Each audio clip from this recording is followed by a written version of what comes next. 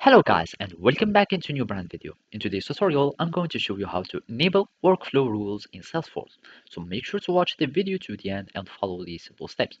So basically to create and be control the workflows rules in Salesforce, you need just to go to the setup page, and after that you will need just to search for workflow rules, and then you will find these workflow rules.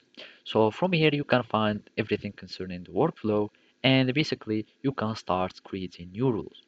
But first, you will need just to understand a thing is that after in the latest updates of the Salesforce, you cannot create new workflow rules anymore. But still, you can still manipulate and deactivate the existing workflows.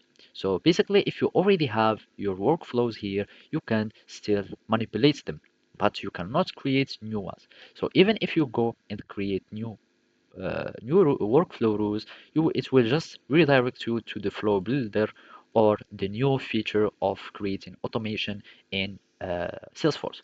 You can go here and search for process automation, and here we can find, for example, the process builder, which is the workflow builder that you can find.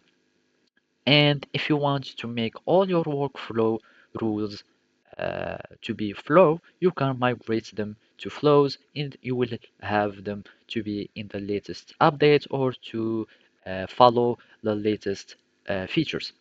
Also, if you want to start having more settings for your workflow rules, you can just go to the process automation settings by just searching for it in the quick find, and then you can start manipulating your workflow rules and have their settings, and then you will need just to click on save. So basically this is how you can do it. Thank you for watching and see you next time.